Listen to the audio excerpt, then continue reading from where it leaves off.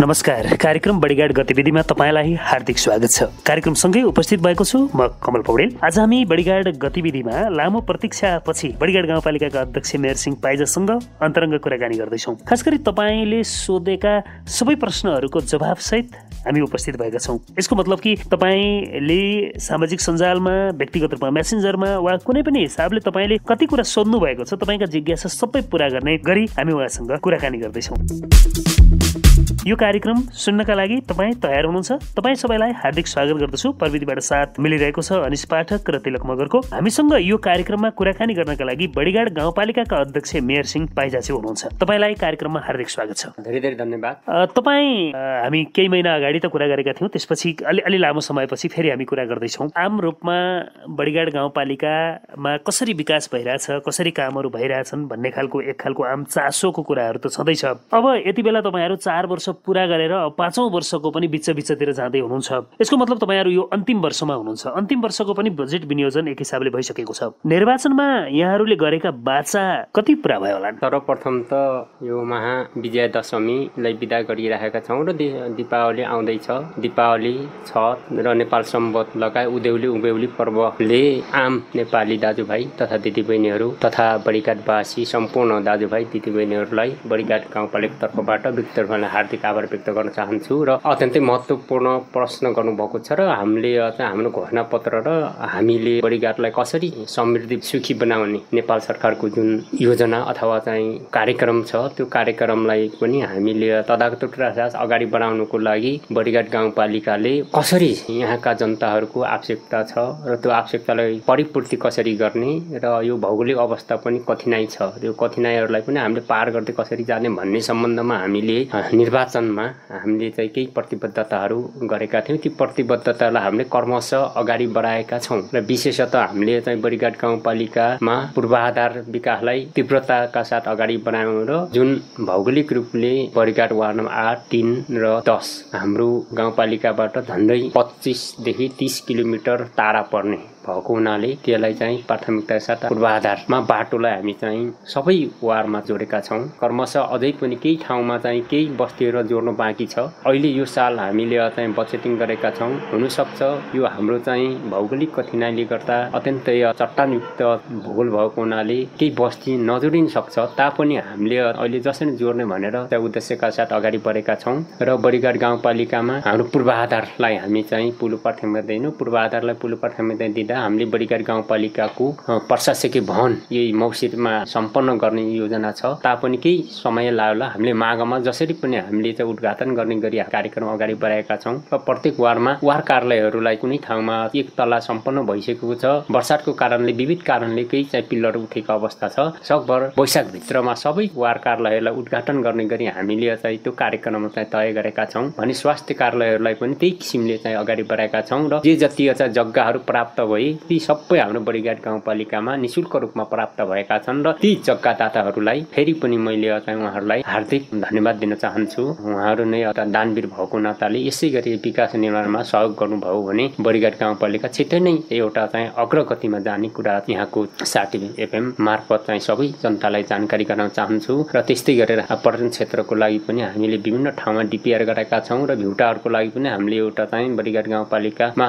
गत साल नै सम्पन्न गर्ने अवस्था थियो र पनि कोभिडको कारणले गर्दाखेरि सम्पन्न हुन सकेको छैन। यो वर्ष जसरी सम्पन्न गर्ने गरी हामी लागेका छौँ। त्यस्तै गरेर चमेरे करुणा गुफालाई पनि हामी झन्डै 55 लाख खर्च गरिसकेका छौँ र त्यसलाई पनि हामीले व्यवस्थित गर्नुको लागि हामीले हाम्रो कार्यक्रमलाई अगाडि बढाएका छौँ। थानापति मन्दिरलाई पनि गेट बनाएका छौँ र त्यसलाई डिपिआर बनाएर माथि पठाएका छौँ। आन्तरिक क्षमता प्रदेश र सङ्घको कार्यक्रमले जे जति हामीले गर्न सक्छौँ त्यसलाई अत्यन्तै महत्त्वपूर्णका साथ हामीले काम गरेका छौँ र सबै जनप्रतिनिधिहरू, यहाँका जनताहरू, यहाँ पत्रकारहरू, सबै यहाँ नागरिक समाजहरू सबै मिलेर हामी हातमा हात, काँधमा काँध मिलाएर जाने र बडीगार्ड गाउँपालिकामा अहिलेसम्म सबै दलहरूका जनप्रतिनिधिहरू हामी एकसाथ विकासलाई अगाडि बढाउने काम गरेका छौँ। 5 वर्षभित्र सबै गर्न सकिन्छ भन्ने त होइन, र पनि हाम्रो बलबुताले भ्याएसम्म, हाम्रो आर्थिक क्षमताले भ्याएसम्म, हाम्रो क्रियाशीलता र हाम्रो लागतले भ्याएसम्म हामीले हाम्रो कार्यक्रमहरूलाई जुन घोषणा पत्रमा भएकाहरूलाई कम्तीमा पनि थोरै बजेटबाट लाग्ने कार्यक्रमलाई सम्पन्न गर्ने र केही लामो दीर्घकालीन रूपमा सकिने बजेटहरूलाई अगाडि बढाउनको लागि मध्यावधि खर्च संरचनामा के कति भयो भयो भने त्यहाँ उल्लेख गरेका छौँ र आवधिक योजना पञ्चवर्षीय पोर्टफोलियो बनाएर अगाडि बढाएका छौँ। त्यसो भएको हुनाले जो हाम्रो क्षमताले जो हाम्रो चाहिँ बलबुताले गर्ने कामहरूलाई हामीले चाहिँ सुरुवात गरेका छौँ। भर्खरै भन्दाखेरि चाहिँ 100मा 100 भनेका कुरा गऱ्यौँ भन्ने चाहिँ अवस्था त छैन र पनि हामीले चाहिँ थालनी र केही योजनाहरू गर्वका साथ भन्नुपर्छ। हामीले चाहिँ बडिगढ गाउँपालिकाको प्रशासनिक भवन जस्तै कभर हल यहाँ हामीले चाहिँ सम्पन्न गरेका छौँ। महत्त्वपूर्ण कामहरू चाहिँ थालनी भएको छ र केही समयभित्र सम्पन्न गर्ने कुरा सारथी एफएम मार्फत मैले चाहिँ सबै जनताहरूलाई सबै श्रोताहरूलाई मैले यो जानकारी गराउन चाहन्छु। पक्कै पनि यहाँले उठाएका विषयवस्तुहरू खास गरी भौतिक संरचनाका हिसाबले त्यो वडा कार्यालयदेखि गाउँपालिकाको प्रशासकीय भवन या खेलकुदका विभिन्न भवनहरू र मोटर बाटो जोड्ने कुरा निकै महत्त्वपूर्ण हुन सक्छन् नै। यो सँगसँगै यहाँहरूले चुनावमा उठाएको टिनका छाना विस्थापित गर्ने कार्यक्रम, एक घर एक धाराका कार्यक्रम, यी कार्यक्रमहरूलाई चाहिँ के गर्दै हुनुहुन्छ अथवा तपाईँको कार्यकालभित्र ती काम सम्पन्न होलान् कि नहोलान्? महत्त्वपूर्ण प्रश्न सोध्नुभयो र चाहिँ हामीले चाहिँ यो खर्को छाना हटाउने कार्यक्रम चाहिँ गत सालदेखि नै हामी चाहिँ सुरु गरेका छौँ। अहिले केन्द्रमा गइसकेको छ र मौसिरभित्रमा बडिघाट गाउँपालिका भएका सबै खर्को छानालाई मुक्त गर्ने गरी हामीले चाहिँ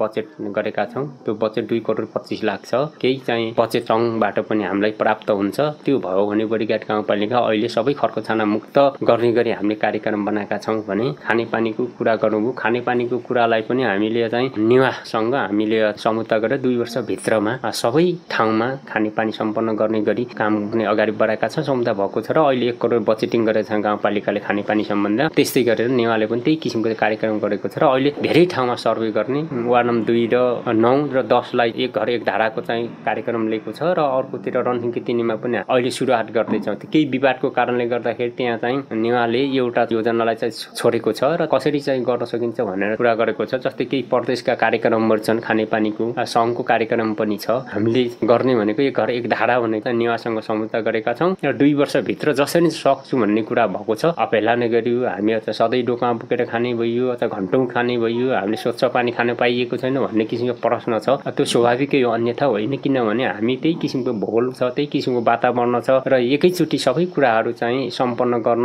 सकिँदैन। त्यसो भएको हुनाले हामीले कर्मशः काम गर्दै गर्दै गरेका छौँ। जहाँसम्म लाग्छ 2 वर्षभित्र बडिघाटवासीहरू एक घर एक धाराको चाहिँ कार्यक्रम अन्तर्गत कुनै ठाउँमा लिफ्टिङ गर्ने, कुनै ठाउँमा चाहिँ डिप बोरिङ गर्ने भन्ने किसिमको चाहिँ हाम्रो कार्यक्रम छ। त्यसो भयो भने अवश्य पनि 2 वर्षभित्रमा खानेपानीबाट वञ्चित हुनुहुने छैन। फेरि पनि चाहिँ त्यस्ता ठाउँहरूमा नेपाल सरकार, प्रदेश सरकार, स्थानीय एनजिओ आइएनजिओहरू मार्फत पनि खानेपानीलाई चाहिँ पहिलो प्राथमिकता राखेर अगाडि बढाउने हाम्रो योजना छ। त्यो निर्णय गरिसकेका छौँ। अब यहाँको स्वास्थ्यको कुरा पनि अलिकति गऱ्यौँ, भौतिक पूर्वाधारको कुरा पनि भए, खानेपानीका कुरा पनि भए, शिक्षा र कृषि। अब यो शिक्षा एउटा समाज रूपान्तरणका लागि एउटा महत्त्वपूर्ण आधार पनि हो। शिक्षामा बडिघाट गाउँपालिकाभित्र के चाहिँ भइरहेको छ, कृषिमा पनि के भइरहेको छ? अब यहाँ आफै पनि एउटा कुशल कृषककै रूपमा हुनुहुन्थ्यो, एउटा कृषकहरूको प्रतिनिधित्व गर्दै गाउँपालिकाको प्रमुखसम्म पुग्नुभयो। यो आम कृषकहरूले पनि एउटा खुसी हुने एउटा वातावरण पनि हो। यो विषयमा पनि केही जानकारी गराइदिनुहोस् न। अत्यन्तै महत्त्वपूर्ण प्रश्न। सम्बन्ध शैक्षिक क्षेत्र भनेको अत्यन्तै महत्त्वपूर्ण क्षेत्र। शैक्षिक क्षेत्रमा जति गर्नुपर्ने हो बडिघाट गाउँपालिकाले गर्न सकेका छैन। किन सकेका छैन भने हाम्रो भौगोलिक चाहिँ अवस्था पनि त्यस्तै छ र हाम्रो विशेषता के भन्दाखेरि यो शैक्षिक क्षेत्रमा बौद्धिक वर्गहरू नै राजनीतिक रूपमा ठ्याक हुनुभएको छ र त्यसले गर्दा पनि अलिकति जुन चाहिँ हो राजनीति पढानी भएको नै राजनीति गर्नुहुन्न भन्ने त होइन, र पनि के भन्दा कसरी गर्ने, कहिले गर्ने, के गर्ने, चाहिँ प्रत्यक्ष अप्रत्यक्ष रूपमा गर्ने भन्ने सम्बन्धमा हामीले विचार गर्नुपर्ने हो। यहाँ चाहिँ प्रत्यक्ष रूपमा चाहिँ शिक्षकहरू राजनीतिमा चाहिँ जाने हिजोको अवस्था चाहिँ राजनीतिमा जानु पर्थ्यो, त्यो चेतना थिएन। चेतना नभएको कारणले महत्त्वपूर्ण चाहिँ ऊर्जा दिने शिक्षक नै हो। चाहिँ यता विद्यार्थी, यता अभिभावक, यता समाज सबैलाई गर्नु त्यो स्वाभाविकै थियो। अहिले चाहिँ जुन चाहिँ राजनीतिक रूपमा जनप्रतिनिधि भइसकेपछि त्यो किसिमको वातावरण भइसकेपछि शिक्षकहरूले आफ्नो चाहिँ मर्यादा, आफ्नो पेसाप्रति अलिकति चाहिँ जवाफदेही भएर शैक्षिक क्षेत्रलाई जति जागरुक रूपमा, जति चाहिँ त्यो किसिमको चाहिँ रूपमा अगाडि लैजानु पर्ने हो त्यो छैन। र पनि अर्को समस्या के भन्दा जुन किसिमको चाहिँ यो हाम्रो चाहिँ अनिवार्य जब साइन्स विषय अगाडि बढिसकेपछि यो लाइसेन्स नभएको शिक्षकहरूलाई राख्नु नहुने चाहिँ जुन किसिमको चाहिँ अवस्था छ, त्यसले गर्दा पनि शैक्षिक क्षेत्रलाई ठुलो चाहिँ हानि नोक्सानी परेको छ। लाइसेन्स प्राप्त चाहिँ टिचरहरू नभएको कारणले पनि हामीलाई निकै ठुलो चाहिँ प्रभाव छ। पटक पटक विज्ञापन गर्ने नआउने, यदि आए पनि चाहिँ सेवा सुविधा बढी खोज्ने र चाहिँ 1-2 दिनमा नै चाहिँ छोडेर जाने अवस्था छ। त्यसो भएको हुनाले पनि यो शैक्षिक क्षेत्रलाई सुधार गर्न सकिएको छैन र बडिघाट गाउँपालिकाले के मान्यता गुणस्तरीय शिक्षा गराउनुपर्छ र त्यो शिक्षालाई अलिकति चाहिँ एकीकृत गरेर समायोजन गरेर जानुपर्छ भन्ने सम्बन्धमा चाहिँ हामीले पटक पटक चाहिँ प्रयास गरियो। त्यो प्रयास चाहिँ असफल भयो। बडिघाट गाउँपालिकामा हामीले चाहिँ गर्न सकेनौँ। त्यसो भएको हुनाले नै हामीले शैक्षिक क्षेत्रलाई समायोजन गर्न सकिया छैन, एकीकृत गर्न सकिया छैन। अर्को कुरा के हुन्छ, विद्यार्थीको तुलनामा शिक्षकहरू कुनै ठाउँमा चाहिँ कम हुने, कुनै ठाउँमा चाहिँ बढी हुने, यसले गर्दा पनि असर गरेको छ। त्यस कारणले यसलाई कसरी व्यवस्थित गर्ने, कसरी वैज्ञानिक र उन्नत शिक्षालाई चाहिँ अगाडि बढाउने भन्ने नै छ। बडिघाट गाउँपालिकामा नि प्राविधिक चाहिँ शिक्षा चाहिँ खरबाङको चाहिँ त्रिभुवन नमुना माध्यमिक विद्यालयले जुन किसिमको चाहिँ प्रगति गरेको छ, जुन किसिमको चाहिँ हैसियत कायम गरेको छ, त्यसको लागि चाहिँ त्यहाँका शिक्षकहरूको नै अहोरात्र खटाइ, त्यहाँको मिहिनेत परिश्रमले नै चाहिँ 1000-1200 विद्यार्थी छन्। कुनै ठाउँमा त्यस्तो विद्यार्थी त छन् तर पनि के भन्छ क्वालिटी र क्वान्टिटी छैन, त्यहाँ नियम छैन, कुनै चाहिँ त्यो नियमितता छैन। विद्यार्थी पनि त्यही किसिमको छ, चाहिँ शिक्षक पनि त्यही किसिमको छ, अभिभावक पनि चेतना त्यही किसिमको। त्यसो भएको हुनाले शैक्षिक क्षेत्र समग्र रूपमा बडिघाटमा चाहिँ तल्लो स्तरको नै छ र हामी जनप्रतिनिधिहरूले पनि त्यसलाई चाहिँ जति ध्यान दिनुपर्ने हो चाहिँ ध्यान पनि जान सके छैन। अझ ध्यान गएर पनि त्यसलाई चाहिँ परिवर्तन गर्न सकिए छैन। त्यहाँको विद्यालय व्यवस्थापन समिति छ, शिक्षक अभिभावक समिति छ, अनि शिक्षकहरू छन्, विद्यार्थी छन्। जब त्रिकोणात्मक रूपमा हामीले त्यसलाई चाहिँ म्यानेजमेन्ट नगरिकन, त्यसलाई चाहिँ नसुधारिकन, त्यसलाई चाहिँ सुव्यवस्थित नगरीसँग चाहिँ शिक्षा क्षेत्रलाई अगाडि बढाउन नसकेको अवस्था। त्यसो भएको हुनाले पनि त्यो भए सकिएन भनेर पनि भएन। हामीले त्यसलाई चाहिँ सुधार गर्नुको लागि अगाडि जानुपर्छ। अगाडि जानुको लागि हामीले त्यो किसिमको चाहिँ अवसर सिर्जना गर्नुपर्छ।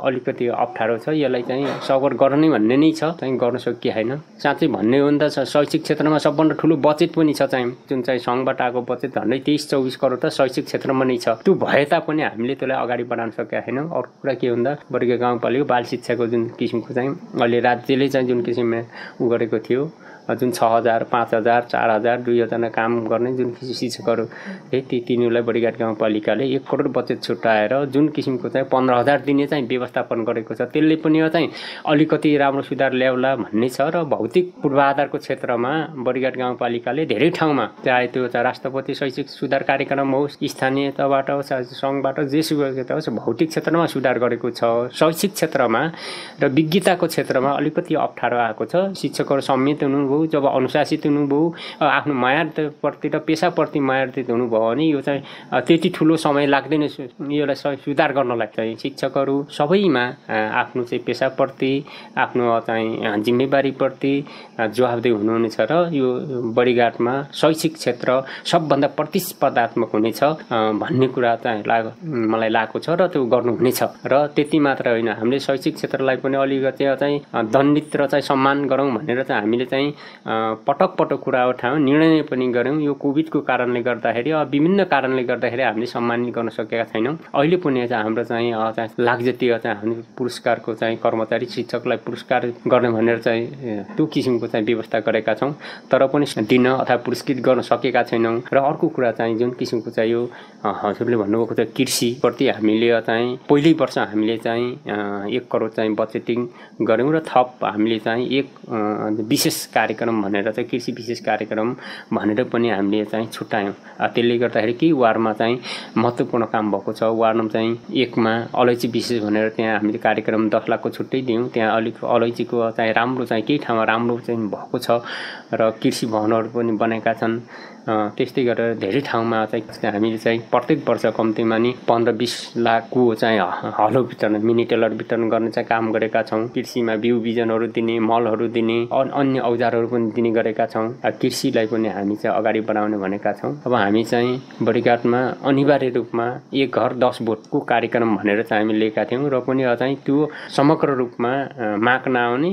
गत साल हामी चाहिँ धेरै बिरुवा ल्यायौँ, चाहिँ त्यत्तिको लठालिङ्गे भएर कुहिएर सरेर पनि गए। केही चाहिँ लगेकाहरूले पनि चाहिँ त्यो विधि र प्रक्रिया अनुसार नलगाउने, प्राविधिक जानकारी नभएको हुनाले र हाम्रो चाहिँ यहाँ चाहिँ कृषिका कर्मचारी पनि नभएको हुनाले हामीले कृषिलाई जति अगाडि बढाउनु पर्ने त्यो अगाडि बढाउन सकेका छैनौँ। र अहिले हामी चाहिँ कृषिमा पनि हामी कर्मचारी मागेका छौँ, पशुमा पनि कर्मचारी मागेका छौँ। यो वर्ष अलिकति राम्रो होला भन्ने चाहिँ लागेको छ। त्यस कारणले पनि यसलाई चाहिँ तदारुकता साथ चाहिँ अगाडि बढाउने सबभन्दा ठुलो चाहिँ रोगहरू लाग्ने चाहिँ मौसमी चाहिँ प्रकोपले चाहिँ असर गर्ने हरेक किसिमको चाहिँ छ। त्यसकारणले पनि हामीले कृषिलाई भन्दा आगामी चाहिँ निर्वाचन पछाडि आउने नेतृत्वले कृषिलाई चाहिँ अलिक बढी प्राथमिकता दिनेछ। यसलाई चाहिँ अलिक सहज गरी गर्नेछ, किनभने हामीले चाहिँ अहिले भौतिक पूर्वाधारमा नि सबभन्दा चाहिँ बढी चाहिँ ध्यान दिनु पर्यो। अब चाहिँ कृषि र चाहिँ पशु शिक्षालाई स्वास्थ्यलाई नै हामीले चाहिँ रोजगारलाई अगाडि बढाउन सक्यो भने अवश्य पनि यहाँको चाहिँ जनताहरूलाई हाम्रो चाहिँ उत्पादनहरूलाई बजारीकरण गर्नुको लागि चाहिँ सहज हुनेछ। त्यसो भएको हुनाले पनि प्रत्येक चाहिँ ठाउँमा बाटो गइसकेको छ। बाटो गइसकेको हुनाले पनि उत्पादनलाई हामी अलिकति चाहिँ वृद्धि गरेर अगाडि बढाउन सक्यो भने यसलाई अगाडि बढाउने र ठाउँअनुसारको चाहिँ उत्पादन हामीले चाहिँ अगाडि बढाउनुपर्छ। र अहिले पनि के भन्दा बडिघाट गाउँपालिकाको उपल्लो बेल्टमा भनेको यो चाहिँ भाँगो खेतीलाई नै प्राथमिकता दिने गरी चाहिँ हामी लाग्नुपर्छ भनेर चाहिँ त्यो भाँगो प्रवर्धन कार्यक्रम भनेर पनि राखेका छौँ। र यो चाहिँ अवैधानिक हो भन्ने किसिमको चाहिँ जुन चाहिँ राज्यले गरेको छ, राज्यले पनि चाहिँ अमेरिका बेलायत जस्ता चाहिँ युरोप जस्तामा चाहिँ खुल्ला गरिसक्यो, चाहिँ नेपालले चाहिँ खुल्ला नगरेको हुनाले अलिकति समस्या छ। यसलाई पनि कसरी हुन्छ, अब 5,000 देखि 8,000 मान्छेको चाहिँ जीविकोपार्जन नै भाँगोबाट चाहिँ हुन्छ। त्यस कारणले चाहिँ यो भाँगोलाई चाहिँ प्रवर्धन गर्ने गरी काम गर्ने भनेका छौँ। आलु खेती हुन्छ, तरकारी खेती हुन्छ, केरा खेती, लिची ठाउँअनुसारको हामी चाहिँ त्यो गर्ने ओखर खेती, किवी खेती लगायतकालाई प्राथमिकता दिने र त्यसलाई अगाडि बढाउने भन्ने नै छ। तर पनि के भन्दा हामीले चाहिँ यो चाहिँ निर्वाहमुखी कार्यक्रम गरेको हुनाले अब व्यावसायिक नगरीसम्म यसलाई अगाडि बढाउन नसकिने, व्यवस्थित गर्न नसकिने भएको हुनाले उन्नत बिउ, उन्नत प्रवृत्ति, उन्नत तरिका, मौसमको चाहिँ अनुकूलन कसरी गर्न सकिन्छ, त्यो किसिमको चाहिँ एउटा प्रवृत्तिभित्र आउन सक्यो, त्यो किसिमको व्यवस्था गर्न सक्यो भने अगाडि बढाउन सकिने। र अहिले हाम्रो चाहिँ नर्सरी कार्यक्रमहरू छ, माथि प्रदेश सङ्घबाट पनि ती कार्यक्रमहरू आएको छ। त्यो भएको हुनाले हामीले यसलाई चाहिँ अगाडि बढाउने गरी चाहिँ कृषिमा गर्नेछ। र पशुमा पनि हामीले चाहिँ प्रत्येक वर्ष हामी चाहिँ बोका चाहिँ खरिद्ने, बयर बोका खरिदेर दिने, बाख्रा चाहिँ किन्नको लागि दिने, त्यो मार्फत पनि हामी चाहिँ जस्तै विभिन्न सङ्घ संस्था मार्फत पनि हामी कार्यक्रम अगाडि बढाएका छौँ। र विशेषतः चाहिँ हाम्रो चाहिँ महिला तथा बालबालिका सशक्तिकरण केन्द्रले चाहिँ त्यो किसिमको चाहिँ व्यवस्थाहरू चाहिँ दर्लेङमा, सिसाखानीमा, रनसिङमा बाख्रा चाहिँ किनेर चाहिँ उपलब्ध गरायो। त्यसले गर्दा अहिले हेर्दा त्यहाँ कम्तीमा पनि चाहिँ राम्रो किसिमको चाहिँ बाख्राहरू त्यहाँ चाहिँ राम्रो गरौँ भन्ने किसिमको चाहिँ एक किसिमको चाहिँ हामीलाई चाहिँ त्यो जानकारी आएको छ। भनेपछि यसले चाहिँ केही उद्यमीहरू चाहिँ तयार भएका छन्। अब यसरी हेर्दाखेरि चाहिँ यहाँहरूले अब कृषिमा पनि केही न केही कामहरू चाहिँ गरिरहनु भएको छ, यद्यपि प्रभावकारी हुन सकेन भनेर यहाँले नै स्वीकार गर्नुभयो। त्यसले रोजगारी सिर्जनामा पूर्ण रूपमा काम गर्न सकेन किनकि हामी निर्वाहमुखी भयौँ भन्नुभयो। शिक्षा क्षेत्रमा पनि भौतिक रूपमा चाहिँ काम भए तर शैक्षिक सुधारका लागि प्रयत्नहरू अझै पनि अपुग भए यहाँले नै आफै एक हिसाबले स्वीकार गर्नुभएको छ।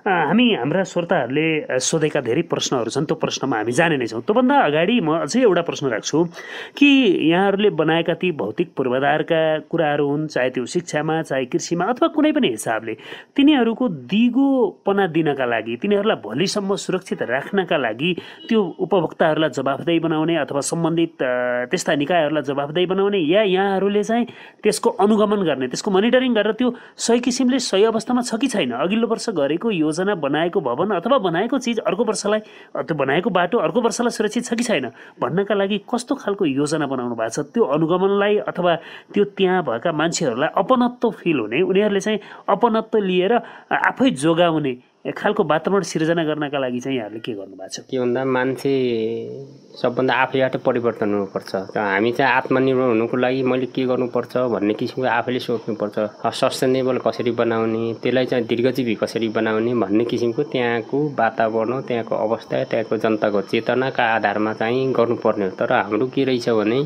सबभन्दा विद्यालय भनेका यो चाहिँ अलि चाहिँ साँगुरो ठाउँमा लग्ने, पाएक नपर्ने ठाउँमा लग्ने अनि त्यस्तो किसिमको चाहिँ अवस्था रहेछ। त्यसले गर्दाखेरि दिगोपन आउन सकेन।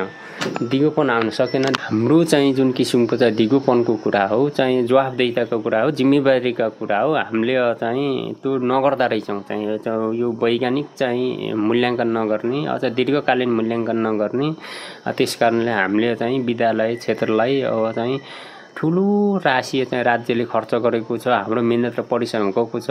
पहिला त हामी चाहिँ जनताले नै चाहिँ ठुलो चाहिँ रगत र पसिना चाहिँ खर्च गरेर गर्नुभयो। त्यो सस्टेनेबल हुन सकेन। किन हुन सकेन भन्दाखेरि चाहिँ एकै वर्षमा ढाल्ने, कहिले अर्को वर्ष गर्ने, कहिले चाहिँ उत्तर फर्काउने, कहिले दक्षिण फर्काउने, कहिले पश्चिम फर्काउने, यसरी दुःख पाइरहेको अवस्था हो। अहिले पनि के भन्दाखेरि हाम्रो चाहिँ जुन किसिमको मेकानिजम हो, जुन किसिमको प्रविधि, त्यो प्रविधिलाई अपनाउन नसकेको अवस्था हो अहिले पनि। त्यसले गर्दा पनि हामीलाई चाहिँ गाह्रो छ। गाह्रो भएको कारणले पनि यसलाई चाहिँ अलि चाहिँ जवाफदेहिता गर्नुपर्ने, त्यसलाई चाहिँ मोनिटरिङ गर्नुपर्ने, त्यसलाई चाहिँ इभ्यालुएसन हुन्छ, मूल्याङ्कन गर्नुपर्ने त्यो किसिमको चाहिँ छैन। किनभने चाहिँ जसले जो अगाडि बढ्छ उसैले मात्रै गर्छ भन्ने किसिमको अहिले पनि त्यो हाम्रो चाहिँ मनोविज्ञान भएको हुनाले त्यो चाहिँ जवाफदेहिता छैन, जिम्मेवारी छैन।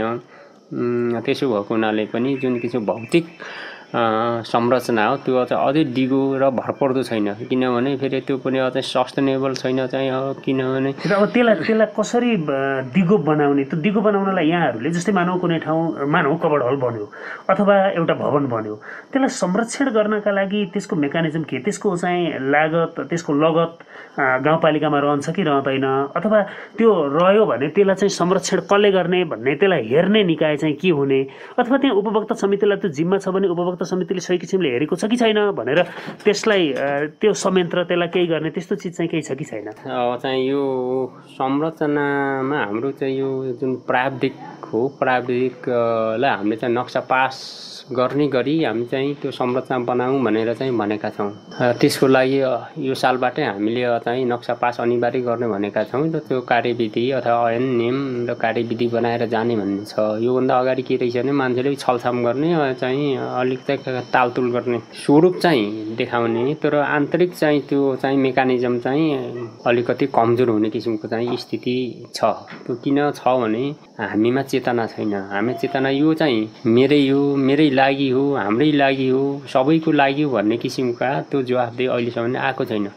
ठेकदारी प्रथा हो भने कसरी चाहिँ त्यो चाहिँ क्वालिटी चाहिँ लेस चिजहरू हालेर चाहिँ प्रयोग गरेर गर्ने र उपभोक्ताले पनि कसरी नाफा हुन्छ, बरु 2-4 पैसा घाटा होस् अथवा चाहिँ हाम्रो श्रम होस्, यसले बुद्धि होस्, बलियो होस्, हामीले बनाएको चाहिँ संरचना नाति चाहिँसँग पनि चाहिँ काम होस्, 50 वर्ष 100 वर्ष होस् भन्ने किसिमको मान्छेमा त्यो किसिमको चाहिँ ध्येय उद्देश्य देखिएन।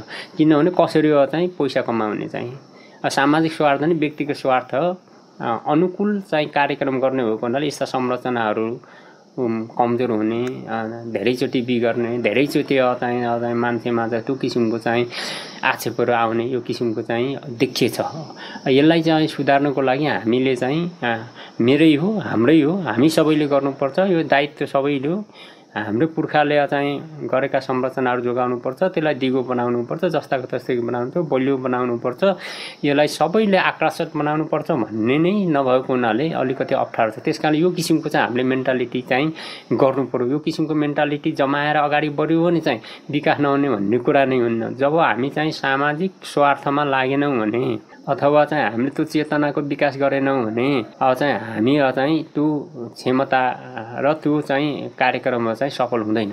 ऐन बनाउनु पर्यो, कार्यविधि बनाउनु पर्यो, नियम बनाउनु पर्यो। त्यो नियम कार्यविधि सबै बनाएर त्यो अनुकूल बनाउने त्यो किसिमको विज्ञ कर्मचारी, त्यो किसिमको समाजले पनि वाच गर्ने किसिमको हो भने विकास हुन्छ। जस्तै हामीले चाहिँ यहीँ यो प्रशासकीय चाहिँ भवन चाहिँ हामी चाहिँ निर्माण गऱ्यौँ। यहाँ चाहिँ पहिलो चाहिँ चोटि चाहिँ 1 नम्बरको इँटा भनेको चाहिँ 2 नम्बरको इँटाले लिएर चाहिँ हामीलाई चाहिँ उ गऱ्यौँ। चाहिँ हामी त्यहाँ गऱ्यौँ, त्यसलाई चाहिँ क्यान्सल गऱ्यौँ। फेरि त्यस पछाडि फेरि रफ ल्याउने गऱ्यौँ। चाहिँ 18 चाहिँ 20 mm को रफ ल्याउने भनेको चाहिँ 14 mm 15 mm को लिएर फेरि त्यसलाई हामी क्यान्सल गऱ्यौँ।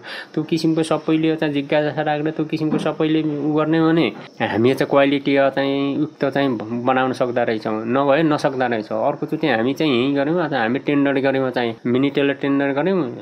7.5 हर्स पावरको चाहिँ त्यो मिनी टेलर ल्याउनु भने उसले चाहिँ 5 को ल्याइदियो। अनि चाहिँ 5 को ल्याइदिइसकेपछि चाहिँ हामी चाहिँ 2 पटक फर्कायौँ। 2 फर्काएपछि मात्रै हामी चाहिँ 7.5 हर्स पावरको लेयर चाहिँ वितरण गऱ्यौँ। त्यस कारणले चाहिँ हामीले चाहिँ त्यो जान्दो रहेछ, समान भाव भयो भन्ने किसिमको गर्दा रहेछौँ। अनि फेरि के हुँदो रहेछ भने यो चाहिँ जब हामीले चाहिँ टेन्डर गर्दैनौँ, टेन्डर नगरिसकेपछि बडो गाह्रो हुँदो रहेछ। किन गाह्रो हुँदो रहेछ भने टेन्डर नगरिकन किन्दाखेरि चाहिँ 60,000 पर्दो रहेछ मिनी टेलरलाई।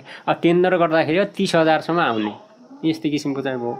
जस्तै चाहिँ सेनिटाइजर पनि हामी चाहिँ फाटफुटे किन्दा 80 रुपियाँ किन्दा रहेछौँ। अब हामी चाहिँ यो प्याड किन्दा पनि हामी टेन्डर गऱ्यौँ, हामी चाहिँ 30 रुपियाँमा चाहिँ त्यो सेनिटरी प्याड आयो।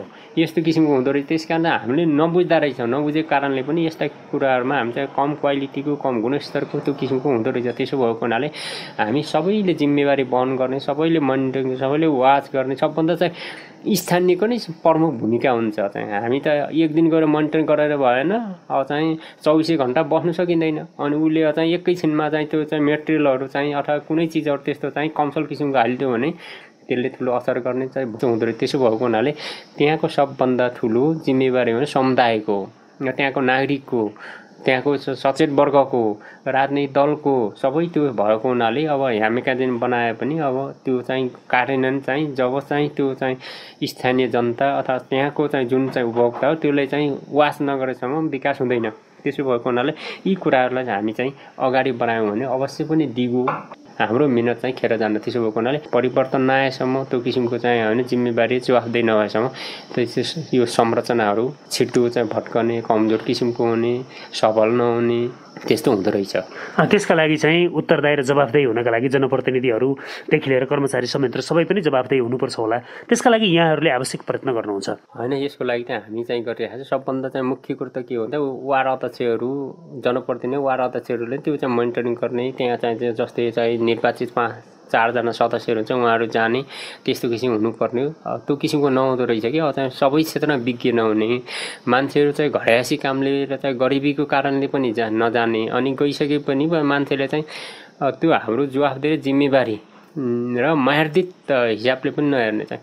अब एउटा मानव एउटा जनप्रतिनिधि अनपढ छ, एउटा शिक्षक चाहिँ डिग्री पढाएको छ, उसले त म त डिग्री पढेको जनप्रति के हो र 4 वर्ष 5 वर्षमा जाने त भनिदिने, त्यो किसिमको चाहिँ अपमान गर्ने कि चाहिँ जोसुकै होस् चाहिँ जनता त निर्वाचित भइसकेपछि आफ्नो चाहिँ अवधिभरि त उता सम्मानित हुनु पर्यो, त्यो किसिमको उसले भनेको मान्नु पर्यो।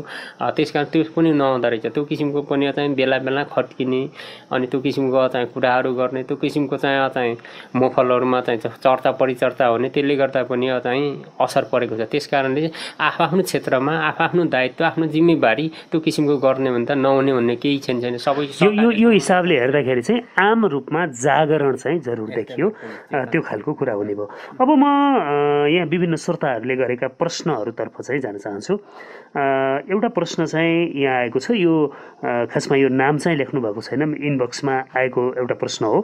पालिकामा शिक्षक नियुक्तिको कुरा यहाँ उठाउनु भएको छ। नियुक्ति चाहिँ निकै पारदर्शी रूपमा भइरहेको र यसले राम्रो गरेको अथवा राम्रा मान्छेहरू छनौटमा परेको भन्ने कुरा छ। तर नियुक्ति गर्दाखेरि खर्चिलो अलि बढी भयो, यसलाई गाउँपालिकाले केही गर्न सक्थ्यो कि भन्ने कुरा छ। एकदम छोटकरीमा यी आएका प्रश्नहरूको चाहिँ छोटकरीमा उत्तर दिनु होला।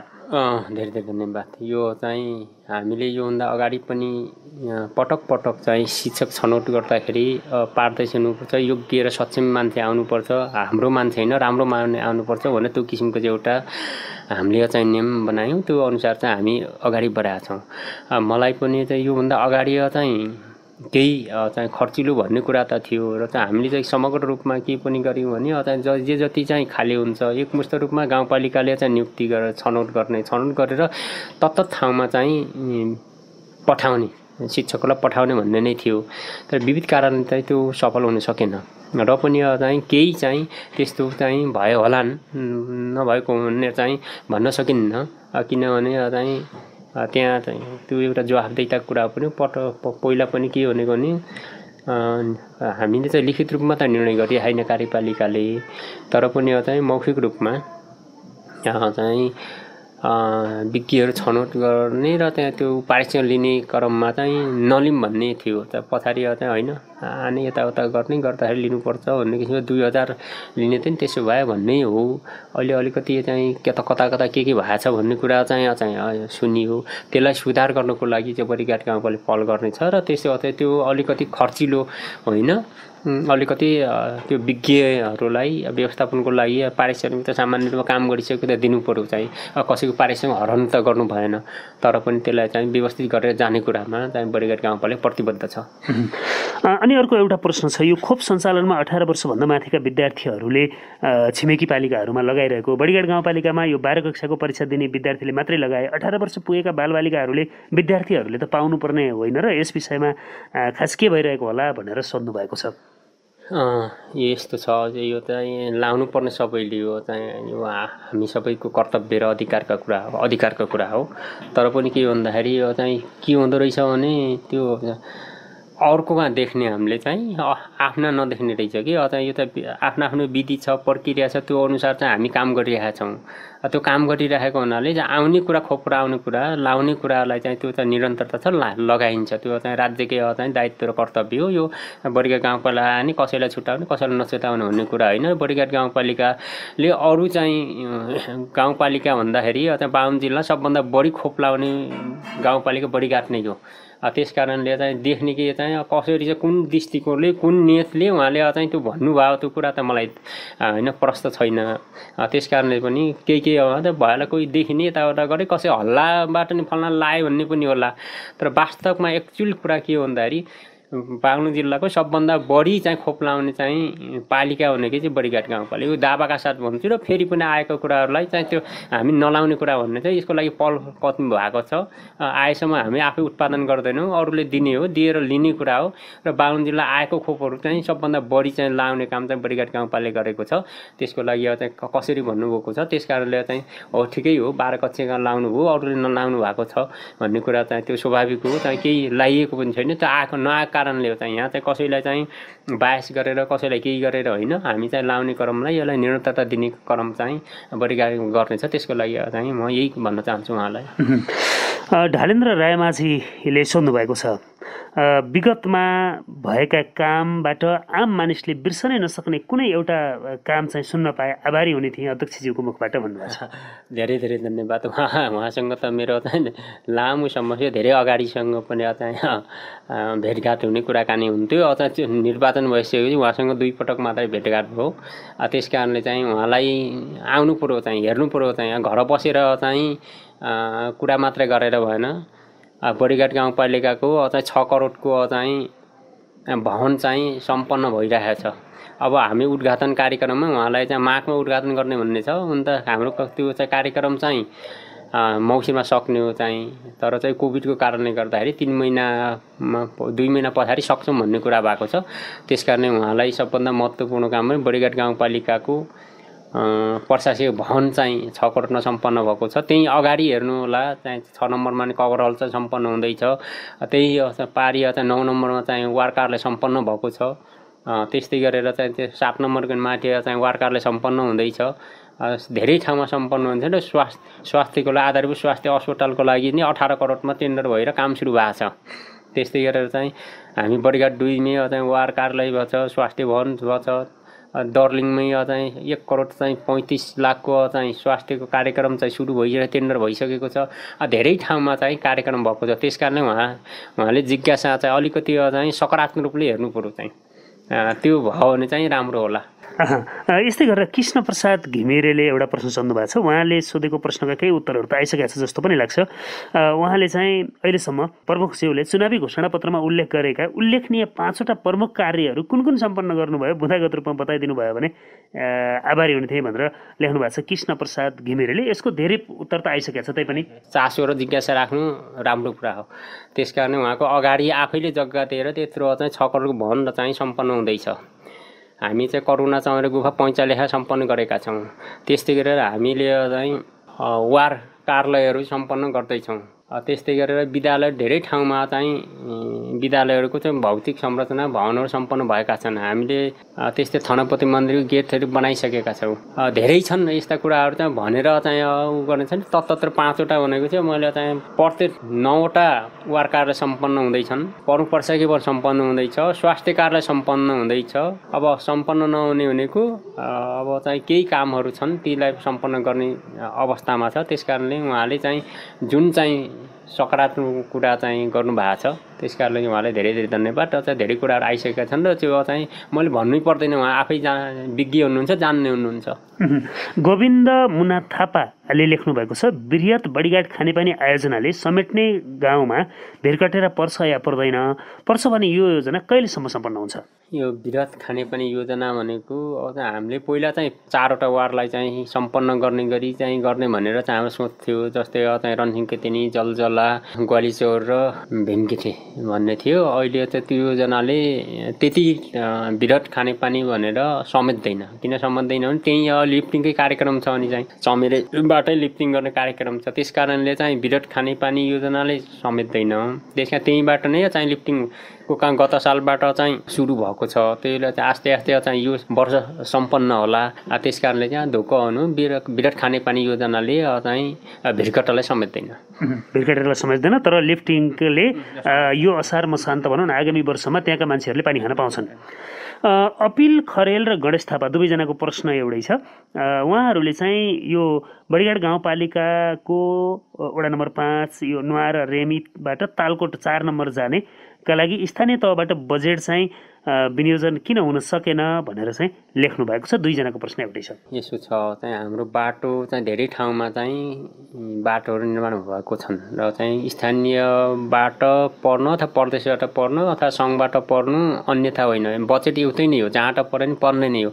त्यसो भएको हुनाले त्यो बाटो चाहिँ माथि परेको गत साल चाहिँ 25 लाख परेको थियो। त्यो 25 लाखले माथि जाने, अहिले त्यो बाटोलाई सुधार गर्ने मात्रै हो। बाटो चाहिँ जोडिसकेको छ, जोडिसकेको हुनाले त्यसलाई चाहिँ सुधारेर गरेर जाने हो। त्यस कारणले बजेटभन्दा पनि त्यसलाई कसरी मर्मत गर्ने र कसरी त्यसलाई अलिकति विस्तार गरेर जाने भन्ने नै हो। त्यस कारण त्यो बाटो चाहिँ गइरहेको छ, त्यसलाई चाहिँ हामीले चाहिँ संरक्षण गर्नु पर्यो।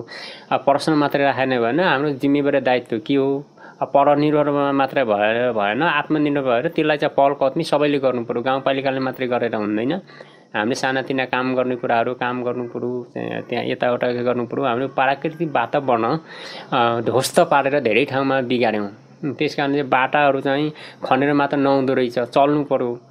चल्नुको लागि त्यो किसिमको चाहिँ हामीले चाहिँ सहज रूपमा वातावरण, त्यहाँको जनसङ्ख्या कति छ के छ, एकजनाको लागि बाटो खनिदिने दुईजनाको लागि बाटो खनिदिने गरेर नहुँदो रहेछ। त्यस कारणले पनि के भन्दा विद्युत र खानेपानी अनिवार्य चाहिन्थ्यो। बाटो भन्ने कुरा चाहिँ माथिबाट जोडिएको थियो, तलबाट पनि रेमीसँग लैजाने भन्ने हो। त्यहाँ बाटोलाई जहाँ चाहिँ सहज रूपमा जान्छ भन्ने कुरा छ, तर अहिलेसम्म त्यो बाटोलाई चाहिँ गाउँपालिकाले बजेट नछुटाएकै हो। किनभने चाहिँ प्रदेशबाट छुट्टियो, प्रदेशबाट छुटिसकेपछि चाहिँ डुप्लिकेसन गर्ने भन्ने चाहिँ हाम्रो कार्यक्रमले ऐनले कानुनले चाहिँ दिँदैन। त्यस कारण चाहिँ बडिघाट गाउँपालिकाले नछुटाएको। अब त्यसलाई सफा गरेर त्यसलाई सोरेर मर्मत गरेर के गरेर हुन्छ त्यसलाई सुचारू गर्नुको लागि त्यो किसिमको चाहिँ वातावरण चाहिँ हामी सबैले बनाउनुपर्छ।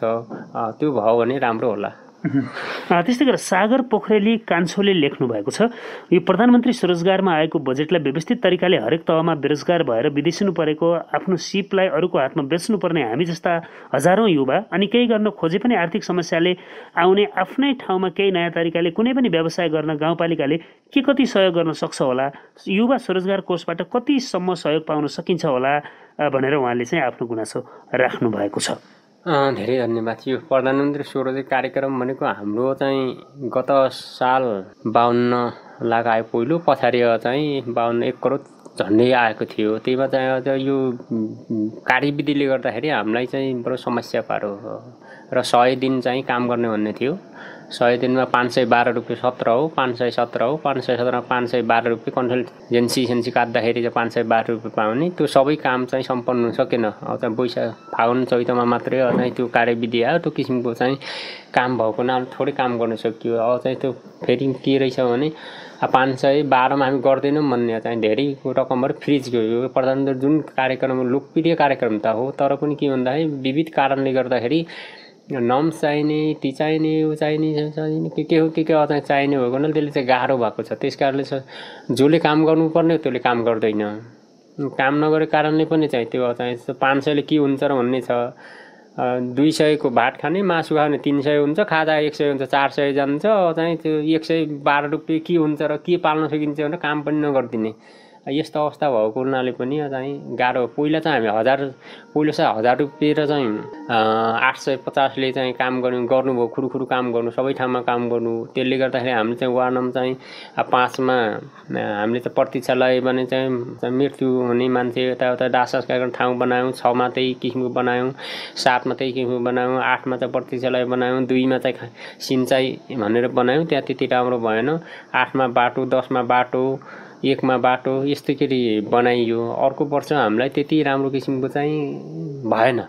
राम्रो चाहिँ बाटै खन्यो, बाटो खन्दाखेरि मान्छेले चाहिँ यो चाहिँ राज्य काम बोक्रै भन्ने, काम नगरिदिने, केही नगरिदिने, फेरि त्यो नियम पनि त्यस्तै चाहिँ काम मात्रै गर्ने भन्ने, ढुङ्गा बोक्नु चाहिँ मान्छेले बोक्नुपर्छ, कुडो पनि मान्छेले काट्नु, सिमेन्ट किन्नु पाइन्न, के गर्नु पाइन्न, हतियार किन्नु पाइन्न, केही किन्नु पाइन्न भने यो अलिकति अप्ठ्यारो छ। त्यसो भएको हुनाले पनि बडिघाट गाउँपालिकाले अहिले पनि अझ प्रधानमन्त्री स्वरोजगार कार्यक्रम आएको छ। अहिले 50 दिन चाहिँ हामीले काम गर्ने र 50 दिन तालिम भनेको छ। अहिलेको कार्यक्रमलाई अलि राम्रो होला, किन तालिम भयो भने मान्छेको सिप चाहिँ विकास हुन्छ। सिप विकास भयो भने चाहिँ पैसा पनि अलिक बढी पाइने, आफ्नो स्वदेशमा अथवा विदेशमा जाँदा पनि राम्रो हुने त्यो किसिमको कार्यक्रम छ। त्यसो भयो भने राम्रो होला। र हामीले चाहिँ जस्तै अघि नै चाहिँ कृषि र पशु कारण यदि हामीले फर्म खोल्छौँ, कृषि गर्छौँ भने हामीले 2 लाखसम्म हामी चाहिँ अनुदान दिने गरेका छौँ।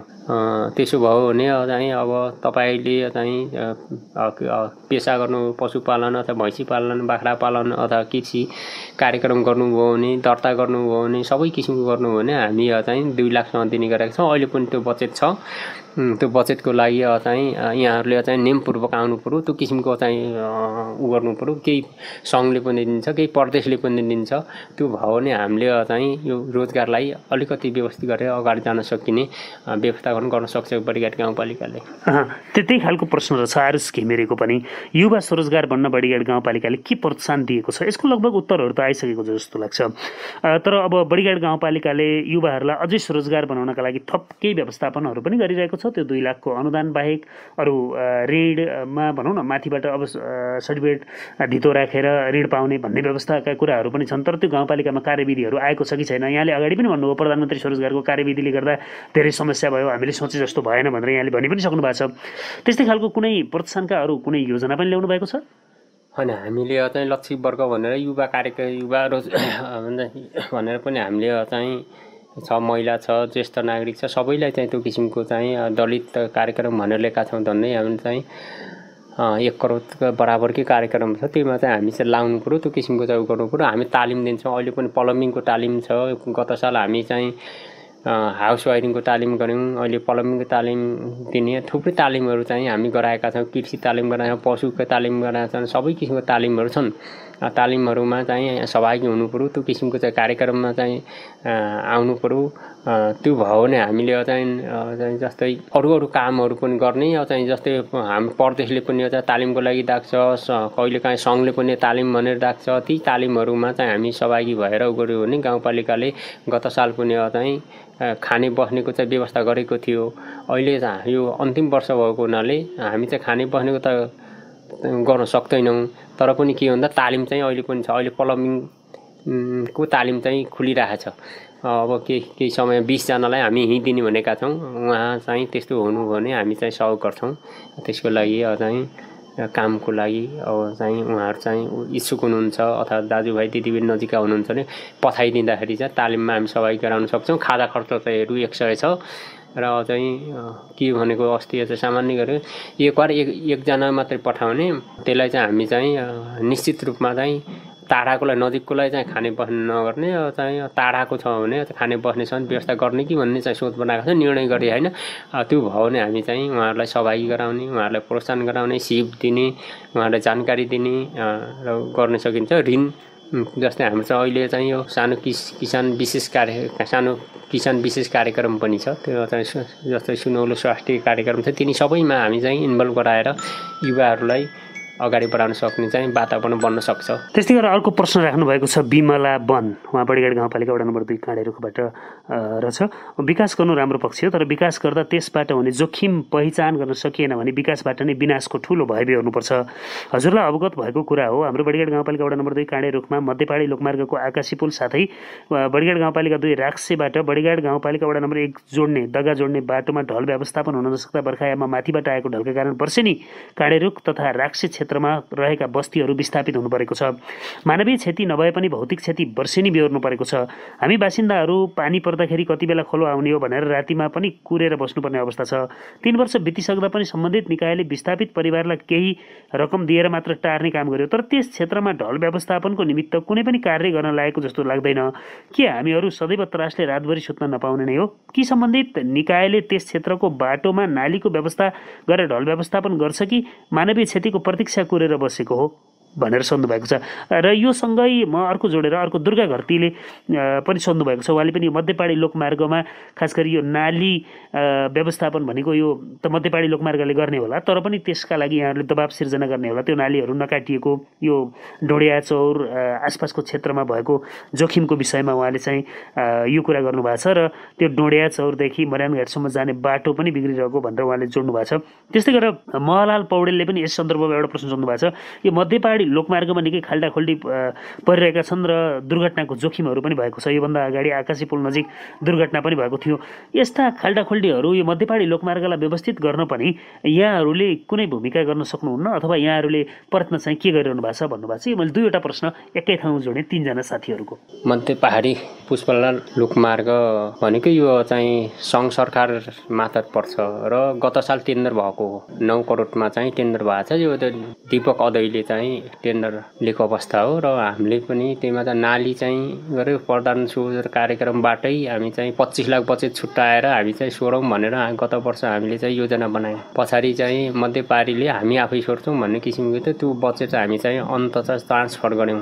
त्यसले गर्दा पनि पछाडि चाहिँ यो कोरोनाको कारणले गर्दाखेरि एक व्यक्ति दिनको 800 3 किलोमिटर चाहिँ 150 मिटरको चाहिँ सोरेर पाउने गर्ने गरी चाहिँ लोकमार्गले पुष्पलाल लोकमार्गले त्यो किसिमको व्यवस्था गरेको थियो। र चाहिँ केही चाहिँ हामीले चाहिँ खरबाङतिर 3 जना चाहिँ लायौँ। यता चाहिँ ठुला बेसीबाट 2 जना लायौँ। 5 जना लाएर त्यो किसिमको चाहिँ सोर्नुहोस् भनेर चाहिँ भन्यौँ। तर यो कोरोनाको कारणले गर्दाखेरि उहाँहरूले नसोर्ने र फेरि चाहिँ राजाको काम कहिले जाला घाम भने यस्तोहरू चाहिँ नसोर्दिने चाहिँ अब चाहिँ 150 मिटर सोर्ने जहाँ झारपात छ अलिअलि उछाउ गर्ने अलिक ठुल्ठुला पहिरो गएको छ भने पछि हामी त्यो व्यवस्था गरौँला भनेर भनेको थियो। त्यस कारण त्यो सोरिएन। त्यो अर्को कुरा के भन्दाखेरि सबै कुरा चाहिँ अरूले मात्रै गर्देला भन्ने कुरा गर्ने काम हामी सबैले गर्नुपर्छ। समाजले गर्नुपर्छ, आफ्नो चाहिँ घर नजिकका चाहिँ सबै आफूले काम गर्नुपर्छ। त्यो भयो राम्रो हुन्थ्यो। जस्तै आकाश पुलबाट माथि बाटोले चाहिँ असर गरौँ भन्ने किसिमको चाहिँ असर गरेको छ। चाहिँ पटक पटक असर गरेको छ। पटक पटक हामीले पनि चाहिँ हाम्रो चाहिँ जेसिबी लिएर फाल्ने काम गरेका छौँ। त्यहाँ चाहिँ ढलको मात्रै व्यवस्था गरेर त्यो चाहिँ क्षति त्यो कम हुँदैन। त्यस कारणले त्यसलाई चाहिँ हामीले चाहिँ धेरै ठाउँमा त्यो ग्याबिन लाउनुपर्ने वाल लाउनुपर्ने त्यसलाई चाहिँ धेरै ठाउँमा गर्नुपर्ने हुन्छ। त्यो हाम्रो गाउँपालिकाको आन्तरिक स्रोत अथवा गाउँपालिका स्रोत र साधनले सक्दैन। त्यसको लागि हामीले चाहिँ सङ्घमा प्रदेशमा पटक पटक चाहिँ यो बडीघाट विराट बडीघाट तटबन्ध भनेर चाहिँ हामीले चाहिँ कुरा गरेका छौँ भनेका छौँ। त्यसको लागि पनि हामीले चाहिँ यहाँ हेर्ने दृष्टिकोण चाहिँ फरक फरक होला। हाम्रो चाहिँ क्षमताले नपुगेको होला, हाम्रो चाहिँ क्रियाशीलता नपुगेको होला। त्यसले गर्दा पनि हामीले चाहिँ जुन किसिमको चाहिँ गर्नुपर्ने हो चाहिँ गर्नुपर्ने भएन। त्यसको लागि चाहिँ म चाहिँ क्षमायाचना गर्न चाहन्छु। र त्यसलाई चाहिँ हामीले चाहिँ त्यो चाहिँ बस्तीलाई कसरी हो त्यहाँबाट चाहिँ जुन किसिमको जोखिम बस्तीलाई अब राज्यले व्यवस्था गर्ने हो त्यो राज्यले गर्न सकेको छैन र गाउँपालिकाले लेखेरै पठाएको छ। विस्थापितहरूलाई चाहिँ व्यवस्थित गर्नको लागि केही गर्नको लागि गरेछ। अझ जहाँसम्म लाग्छ यसलाई चाहिँ आगामी वर्ष लाई अलिकति व्यवस्थित गरेर जाने र यो चाहिँ त्यो बाटो साइडको चाहिँ त्यो धन्ने 50 मिटर चाहिँ भन्ने नै छ। चाहिँ यो मध्यपहाडी पुष्पलाल लोकमार्गको मापदण्ड त्यो भित्र चाहिँ हामीले गर्न नपाइने त्यो गर्न नपाइने भएको हुनाले नपाइने भए पनि हामीले पटक पटक गर्ने काम चाहिँ गरिरहेका छौँ। त्यस कारण त्यस्तो अप्ठ्यारो त होइन, अझ सहज होइन। मानवीय चाहिँ कलाइको चाहिँ मर्न मन लाग्छ र कसले मरोस् भन्छ र चाहिँ यो कुरा त चाहिँ कल्पना गर्नु नसकिने कुरा हो। त्यस कारणले क्षति मानवीय क्षतिलाई कुरेर होइन कि चाहिँ हाम्रो चाहिँ हामीले गर्ने काम त गरी गाउँपालिका गरिरहेको छ र माथिबाट आउने ठुलो भोला आउने यो चाहिँ यो प्राकृतिक चाहिँ प्रकोपले ल्याउने चाहिँ जोखिमलाई हामीले न चाहिँ भनेर सकिन्छ न त कल्पना गरेर सकिन्छ। कहिले आउँछ के आउँछ कति बेला आउँछ भन्ने हो। हामी आफै आफ्नो ठाउँमा सुरक्षित हुनु त्यसलाई के कसरी हुन्छ राज्य यहाँ माग गर्ने कुरा बढी गाउँपालिकाले माग गरेको छ। त्यसलाई कसरी हो व्यवस्था गर्नुको लागि निरन्तर चाहिँ चाहे चाहिँ पदमा भएर होस् नभएर होस् यो हाम्रो सबैको समस्या हो। त्यो समस्यालाई हामीले कसरी व्यवस्थित गर्न सकिन्छ व्यवस्थित गर्नको लागि हामी सबै लाग्नुपर्छ। र खरबाङको कुरा आयो त्यो मर्याङघाटतिर चाहिँ जाने बाटोलाई चाहिँ कुरा धेरैचोटि उठ्या हो। त्यो के भन्दाखेरि चाहिँ गाउँपालिकाको बजेट भनेको चाहिँ हाम्रो बजेट भनेको आन्तरिक बजेट भनेको कहिले चाहिँ 63 लाख कहिले 57 लाख कहिले के हुने हो। त्यसले गर्दाखेरि आन्तरिक बजेट छैन, अरू बजेटबाट गर्न नसकिने।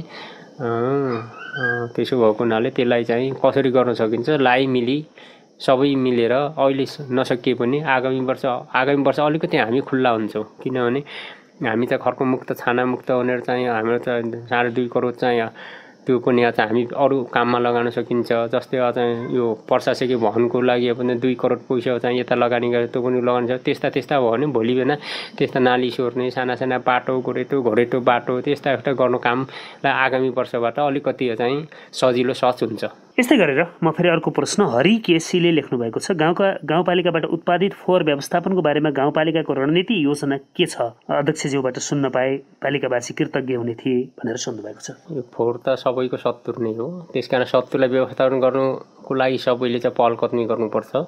त्यसकारणले पनि धेरैचोटि हामीले चाहिँ कुरा उठाएको छ, ठाउँ नपाएको हुनाले हामीले चाहिँ व्यवस्थित गर्न सकेका थिएनौँ। अहिले हामी चाहिँ बरु गाउँपालिकाले 40 लाख बजेट फोहोर व्यवस्थापनको लागि बजेटिङ गरेको छ। त्यो पनि चाहिँ विशेष खोला खर्कमा ठाउँ हेरेर उपयुक्त ठाउँ रहेछ भने त्यहाँ व्यवस्थित गर्ने, त्यहाँ चाहिँ ल्यान्डिङ साइट निर्माण गर्ने भनेर हामी चाहिँ छुट्याएका छौँ। अहिले एउटा ट्र्याक्टर किन्ने र त्यो फोहोरलाई व्यवस्थापन गर्ने भनेर चाहिँ हामी लागेका छौँ। यस्तै गरेर अब अर्को प्रश्न छ। हरिलाल सुनारले लेख्नु भएको छ, यो उहाँ रणसिंहबाट हुनुपर्छ।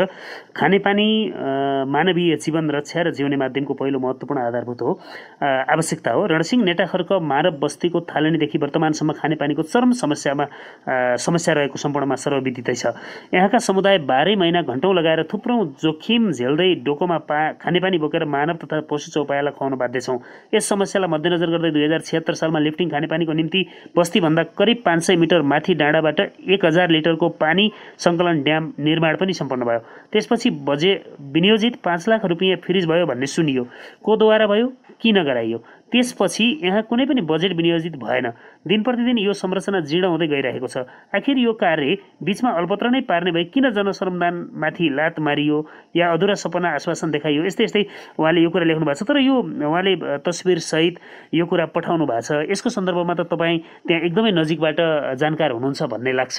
खास त्यो समस्या चाहिँ के हो? खानेपानीको समस्या हो। त्यहाँ विशेषतः के भन्दाखेरि त्यहाँ हामी चाहिँ गाउँपालिकाले नै एउटा चाहिँ ट्याङ्की निर्माण गरिदिएको छ। त्यसलाई चाहिँ यो सोलरबाट चाहिँ पहिले पनि तानिराख्नु भएको थियो पानी, केही पानी आउन राख्ने। त्यहाँ अलिकति कुहिरो बढी लाग्ने कारणले गर्दाखेरि चाहिँ सोलरले काम नगर्ने, त्यसले गर्दाखेरि खानेपानीमा समस्या हो। र अहिले पनि त्यहाँ त्यो विराट खानेपानी भनेर त्यहीँबाट नै हामी चाहिँ अहिले सङ्घबाटै 70 लाखको चाहिँ कार्यक्रम छ।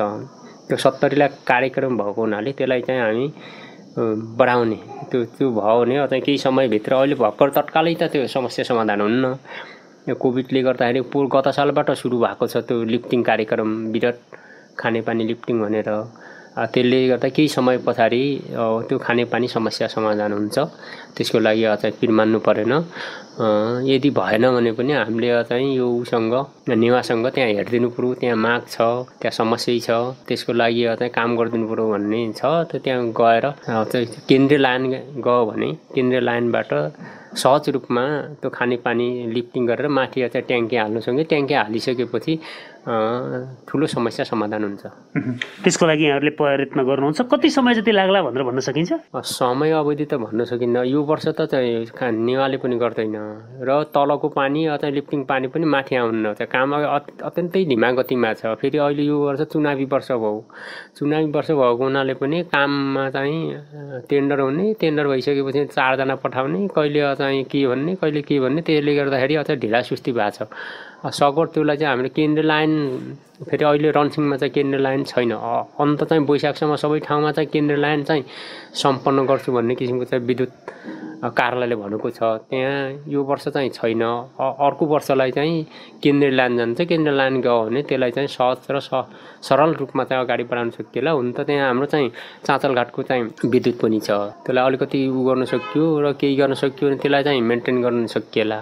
तर पनि चाहिँ त्यसलाई व्यवस्थापन गर्नलाई अलिक चाहिँ हामी चाहिँ कठिन छ। त्यो जुन किसिमको चाहिँ किन लापरवाही गरेको भन्ने होइन। बजेट चाहिँ फ्रिज त कामै गर्न चाहिँ कोभिडकै कारणले फ्रिज गयो। त्यहाँ कामै गर्न नसक्ने स्थिति बनाउँछ। त्यहाँ विद्यालयमा पनि बनाउने, उता चाहिँ मन्दिर बनाउने, के गराउने भन्दा पानीको चाहिँ यता काम गर्ने असमय अवधि भएन। त्यस कारणले फ्रिज गएको हो। उहाँहरूले कारणले गयो, हाम्रो कारणले गएको होइन त फेरि। ठिक छ, यसलाई चाहिँ यहाँहरूले गम्भीरतापूर्वक लिनुहुनेछ र आगामी दिनहरूमा त्यसलाई समाधान गर्नलाई प्रयत्न गर्नुहुनेछ। दिलसन पुनले सोध्नु भएको छ, उहाँले चाहिँ सुझाव दिनुभएको रहेछ, समस्या जति पनि हुन्छन् समाधान ठुलो कुरा हो, समाधान गरिराख्नु भएको पनि छ, अझै गरिराख्नुहुनेछ भनेर अपेक्षा व्यक्त गर्नुभएको छ। अर्जुन शर्माले प्रधानमन्त्री रोजगारमा आएको बजेटलाई व्यवस्थित गरेर उपलब्धिमूलक तालिम सिकाउने गर्दा कसो होला, अहिलेसम्म चाहिँ हेर्दा खास उपलब्धि भएको देखिएन भनेर भन्नुभएको छ। यो पनि तपाईँले उत्तर दिइसक्नु भएको छ भन्ने लाग्छ। यो वर्ष तालिम पनि हुँदैछ, 50 दिनको तालिम पनि हुँदैछ। प्रिन्स आचार्यले बडिगाड गाउँपालिकाको प्रमुख समस्या फोहोर मैला व्यवस्थापन हुन नसक्नु भन्नुभएको छ। यसको उत्तर आइसकेको छ र यो बाहेक उहाँले अर्को प्रश्न पनि राख्नु भएको छ, बुढा भएका अनपढ बाबा आमाहरूका लागि सामान्य लेखपढ गराउन सक्ने कक्षाहरूको व्यवस्थापन गर्न सकिन्छ कि सकिन्न होला भनेर यो कुरा गर्नुभएको छ। यद्यपि बडिगाड गाउँपालिका साक्षर घोषणा भएको छ, अहिले चाहिँ अनौपचारिक रूपमा कुनै न कुनै हिसाबले त्यो शिक्षाहरू सञ्चालन हुने कुनै काम भइरहेको छ? यो गर्ने भनेर हामी चाहिँ लायौँ। अब चाहिँ यो चाहिँ अनौपचारिक शिक्षा धेरै पटक चाहिँ यो अनौपचारिक शिक्षाहरू सञ्चालन भए। चाहिँ के हुँदो रहेछ भने नाम लेख्ने अनि चाहिँ नपढ्ने, फेरि बुढेसकाललाई चाहिँ पढ्ने भन्ने कुरा पनि भएन। त्यसले गर्दाखेरि बडो अप्ठ्यारो छ, गाह्रो छ। त्यस कारणले साक्षर घोषणा चाहिँ गण्डकी पर्थेसै साक्षर घोषणा भयो र बडिगाड गाउँले साक्षर घोषणा भयो। यस्तो समस्या छ। अब हामी आफै नै भनौँ न, यो चाहिँ सैद्धान्तिक कक्षा शिक्षा भनेको भुलिँदो रहेछ। त्यसलाई नियमित गर्ने, यसो गर्ने उसो गर्ने भए त हुन्थ्यो। बुढापुराउनलाई जान्ने कुरा भएन। जिज्ञासा एकदम राम्रो छ, सबै सचेत भइसक्यो, मर्ने बेलामा पनि चाहिँ अक्षर चिन्नु पाए राम्रो हुन्थ्यो भन्ने हो। यसलाई चाहिँ भनेको चाहिँ पटक पटक गर्नुपर्ने हो। चाहिँ दुईटालाई पढाएर भएन, कम्ती अनि 10 जना हुन्छ भने हामी चाहिँ बडिगाड गाउँपालिका गरौँ न त, त्यो चाहिँ थालनी गरौँ भनेर चाहिँ सोच चाहिँ पटक पटक बनाइयो। 10 जना चाहिँ कुनै वार्ड अध्यक्षहरूले पनि सङ्ख्या ल्याउनु भएन, नलिएको हुनाले यसलाई गर्न सकिए होइन। एकदम चाहिँ राम्रो कुरा चाहिँ कुनै वडा अध्यक्षहरूले अथवा वडाबाट 10 जना सदस्य ल्याउनु भयो भने कक्षा सुरु हुन्छ होइन, कक्षा सुरु गर्न सकिन्छ। त्यसको लागि चाहिँ कुरै भएन। मैले त के पनि भनेको, अरू पनि चाहिँ हामी चाहिँ पढे लेखा पनि गएर बसेर उहाँहरूसँग भालाकुसारी गर्ने, यो गर्ने, गफै गरेर पनि कम्तीमा पनि चाहिँ अलिक सचेत बनाएमा सहिलो हुन्थ्यो। त्यो किसिमको चाहिँ कार्यक्रम गरौँ पनि भने तर चाहिँ अप्ठ्यारो चाहिँ छ। तर चाहिँ त्यो 10 देखि 15 जना बनाएपछि हामी चाहिँ त्योलाई 1 जना होइन 2-3 महिनालाई त्यो शिक्षा अनौपचारिक शिक्षा चलाउनलाई त्यो गाह्रो छैन। पक्कै पनि अझै यसलाई विद्यालयहरूलाई प्रयोग गर्न सके र 11-12 का विद्यार्थीहरूलाई प्रयोगात्मक रूपमा त्यो सिकाइ सहजीकरण गर्ने वातावरण मिलाउन सक्यो भने पनि त्यसलाई एउटा उपाय हुन सक्दछ। अब यहाँ आएका लगभग प्रश्नहरू आइसकेका छन्। अन्तिममा एउटा प्रश्न छ, यो नुहारा पुल निकै जीर्ण बनिरहेको छ, त्यसलाई संरक्षण गर्न चाहिँ गाउँपालिकाले पनि केही गर्न सक्थ्यो कि? जस्तै त्यो मध्यपाडी लोकमार्गमै पर्यो, तर त्यसलाई वारिपाटी पानी मात्रै कटाउने हो भने पनि त्यो पुललाई केही वर्ष बचाउन सकिन्थ्यो कि? त्यो हिसाबले हेर्दा त 1 वर्ष पनि नटिक्ला जस्तो छ। होइन, एकदम चाहिँ महत्त्वपूर्ण चाहिँ पटक पटक म आफै गएर चाहिँ 2 पटकसँग त्यो पानी फाल्ने काम, पानी गर्ने काम भयो। अस्ति पनि चाहिँ त्यहाँ हालिदिउँ न त, बालुवा सालुवा त्यो चाहिँ गिटी सिटी हालेर संरक्षण गरौँ भनेर चाहिँ भने हो। त्यहाँ के हुँदो रहेछ भने फेरि चाहिँ टेन्डर परिरहेको छ, किन खर्च गर्ने भन्ने किसिमको छ। यो कुरा चाहिँ ठुलो कुरा होइन, यसलाई त हामी चाहिँ गर्छौँ। त्यो ठुलो कुरा भयो भने त्यसलाई समस्या समाधान गर्नको लागि अब ठुलै कुरा होइन, संरक्षण गर्ने सबैको दायित्व, हाम्रो पनि दायित्व, राज्यले मात्रै गर्छ भनेर होइन। यसलाई चाहिँ प्रश्न उठाइहाल्नु हो, यो हाम्रो सोच धेरैचोटि सोच छ, धेरैचोटि कुरा गरेका छौँ। हामी त्यसलाई छिटै गर्छौँ। त्यो चाहिँ खाल्टो खुल्टी छ, त्यो चाहिँ पुलको चाहिँ खाल्टो चाहिँ पुर्ने काम चाहिँ 1 हप्ताभित्रै चाहिँ त्यसलाई सम्पन्न गर्ने गरी चाहिँ त्यो खाल्टा खुल्टी छ, त्यो पानी कटाउने काम हुन्छ। त्यसमा समस्या भएन। आज लामो समयपछि तर निकै लामो अन्तर्वार्ता गऱ्यौँ। यो समयका हिसाबले पनि लामो अन्तर्वार्ता हो। यतिन्जेल समय दिनुभयो, धेरैजनाले प्रश्न पनि सोध्नुभयो। यति कुरा गरिरहँदाखेरि अझै आम श्रोतालाई मैले यो कुरा चाहिँ भन्न छुट्यो कि अझै मैले यो कुरा गर्दै गरेको यो कुरा चाहिँ भन्नुपर्छ कि भन्ने केही छ कि? कुराहरू त जति गर्यो त्यति चाहिँ टान्ने हो। चाहिँ ठिकै छ। अब बडिगाड गाउँपालिकामा जुन किसिमको चाहिँ यो 60 FM मार्फत हजुरले जुन किसिमको पहल कदम गर्नुभएको छ, त्यस कारणले यहाँलाई सबभन्दा धेरै धेरै धन्यवाद दिन चाहन्छु। र बडिगाड गाउँपालिका के भन्दा हामी चाहिँ अलिकति चाहिँ राजनीतिक प्राणी भएको हुनाले हामी चाहिँ सामाजिक प्राणी पनि हौँ, हामी बौद्धिक प्राणी हुनु, बौद्धिक प्राणी सामाजिक प्राणी भएको हुनाले हामीले जे कुरो पनि सकारात्मक रूपमा चाहिँ सोचौँ, सकारात्मक रूपमा चाहिँ काम गरौँ। मैले नगरेपछि कसले गर्छ र अहिले नगरे कहिले गर्ने र भन्ने किसिमको चाहिँ सोच र त्यो किसिमको जागृति भयो भने विकास हुनलाई गाह्रो छ।